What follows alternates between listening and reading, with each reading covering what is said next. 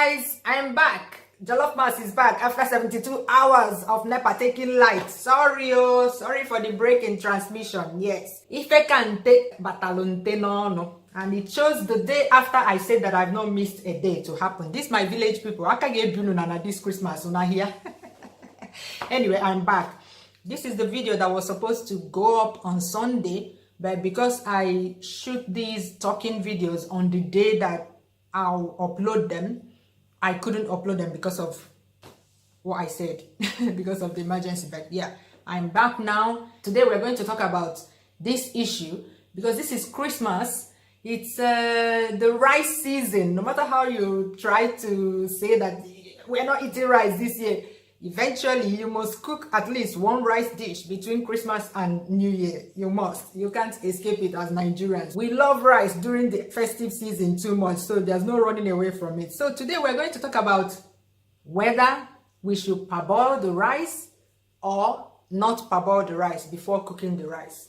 This parboiling should not be mistaken with the parboiling you do when the farmers, after harvesting the rice, they pre-cook it to remove the husk. No, it's not the same. This one is to pre-cook. We call it parboil in Nigeria. So it means you cook the rice for some time, pour away the water, rinse it, and then start cooking it again in the pot. Then add ingredients if you're cooking something like jollof rice and all that. So I did a poll in my community page recently. For those of you who don't know where the community page is, just click on my name anywhere on YouTube, land on my channel. You'll see some links at the top. Click on the community page. That's where non-upload action happens. Yeah, sometimes I can post anything there. I can ask questions. I can do like this poll there. So team pre-cook the rice won by 58%. I also asked if people rinse with cool water, rinse with warm water or hot water, or some people soak it. Yeah, because I've heard about soaking before. Yeah, team pre-cook the rice won. Yay! If you've watched at least one of my Nigerian rice recipes videos, you will know that I am team pre-cook the rice. Every technique is valid. Whatever you're doing now that is working for you, that gives you the best tasting rice meal in the world, please keep doing it. What this video is about is to say why I am team pre-cook the rice. Because the why is the most important aspect of cooking. I decided to make this video because one, it's Christmas. We're going to eat rice this season. And two, someone actually asked me, the person said that she doesn't pre-cook her rice. She just rinses it and she gets the perfect rice all the time. But she still wants to know why I do that. Because her own argument is that I'm throwing away the nutrients. I have 6 reasons why I am team pre-cook the rice. And I have the list here with me, which I'll be reading. The first reason is that it's the method I was taught. Growing up, my mom, my dad, my aunties, my uncles, neighbors, family friends, anybody that lived around me was of direct influence to me. At that time, they pre-cooked their rice before cooking it. They used the pre-cook method.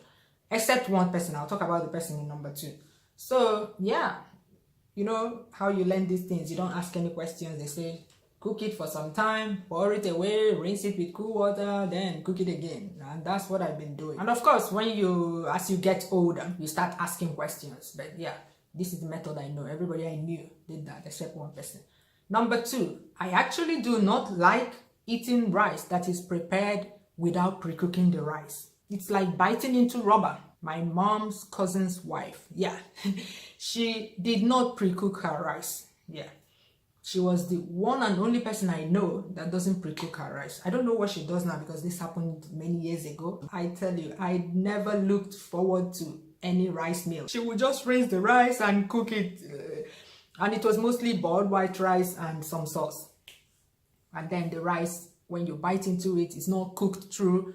It feels like you're biting into rubber. In fact, I felt then that I was eating parboiled rice, like rice that you just parboiled, ready for cooking the second time. So, and it was stuck together because all the starch in the rice were still in there. So I never enjoyed it. The same goes with Nigerian fast food restaurants. The rice they cook, some of them have improved over time. But initially, you know, when the very first fast food restaurants came out in Nigeria, I couldn't eat rice there. And there was an event I attended in Nigeria last year, and it wasn't just me. There were just two options, rice and I think the other one was potato chips and something. Yeah.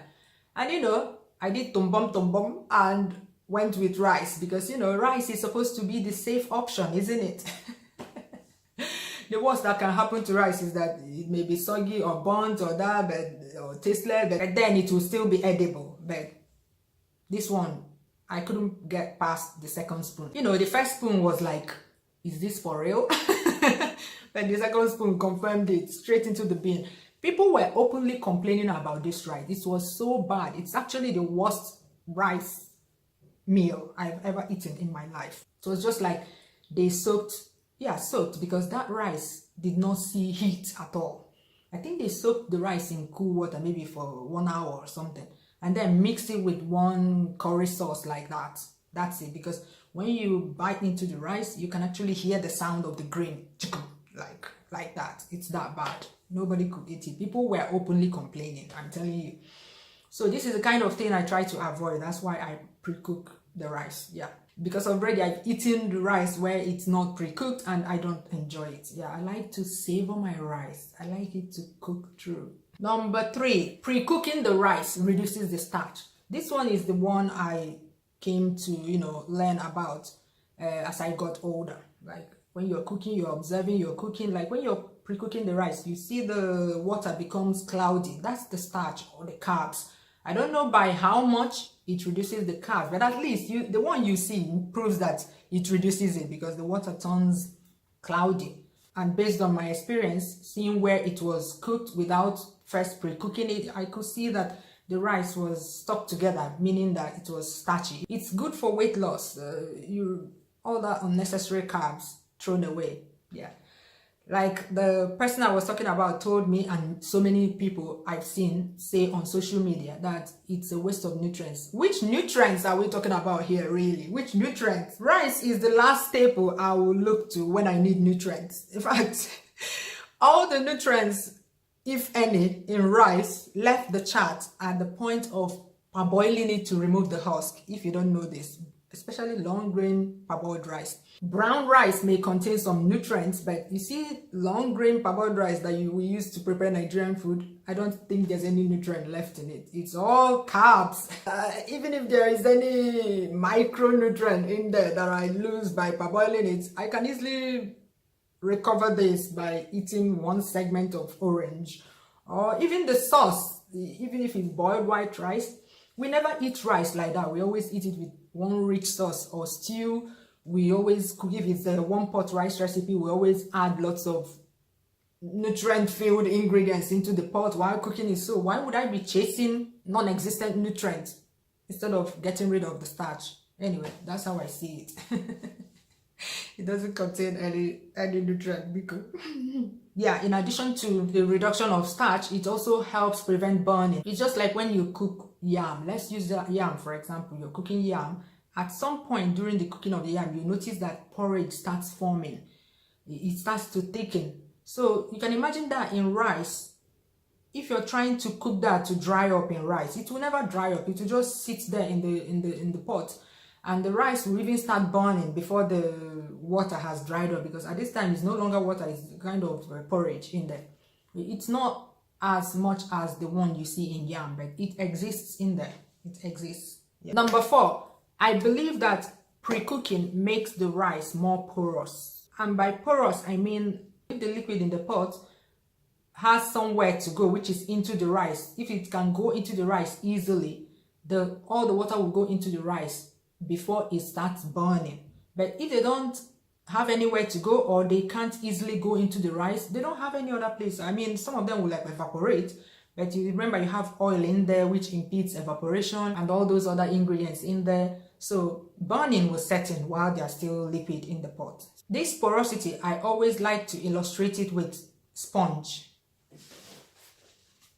These 2 sponges are brand new, never been used before. Water hasn't touched it, they're dry. Yeah, Let's go to the bowl of water. Let me illustrate this porosity, the difference between pre-cooked rice and unprecooked rice. These two sponges will represent 2 grains of rice. The one on my left will be the unprecooked one, and the one on my right will be the pre-cooked one. So to pre-cook it, I'll soak it in water. Make sure that it drinks water. You're making it more porous by soaking it in water. So it's soaking wet with water. And then we're going to cook them the second time. Okay, this one, let's say you just rinsed it in water. When you rinse it in water, dry rice, it's still as good as dry. And then this one is soaked already. So you put this one here and put this one here, and you try to push them in. You see, this one has moved in. This one is still resisting, like a boat. When you leave it, it comes up. See, this one is, you see how easily this one absorbs the water, but this one is still resisting. It's floating like a boat, this one, because it's bone dry. It's so dry. When you try to force it, try this at home and you feel the resistance. This one is not resisting that much, and it's soaked up more water again. But this one, you can try this at home to see what I'm talking about. It's still not soaked through till now. So you can imagine cooking the rice like that. This is the way my brain figures it out anyway. Yeah. So you can imagine so many of them like that in the pot, fighting to absorb water. It's more difficult for the rice to absorb anything. I wish we can cut this thing through. If you cut it through, I'm pretty sure that water has not gotten to the middle. But this one, see, so dry.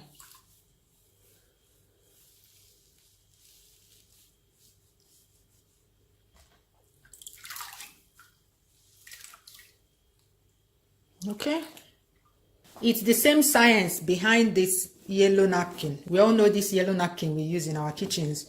When this yellow napkin is very dry, bone dry, if you try to use it to dry up the water in your sink, it doesn't dry it as effectively as when the napkin is wet already. Like if I want to dry up lots of water on this thing, I have to wet the napkin, wring it before using it. It's more effective that way. It soaks up the water much faster than if I'm using a perfectly bone dry napkin. It's the same science. That's the way I see it when it comes to pre-cooked and non-pre-cooked rice. My fifth reason is that this pre-cooking technique works for any quantity of rice. Yeah, whether you're cooking 2 cups of rice or 1 bag of rice for a huge event, it works.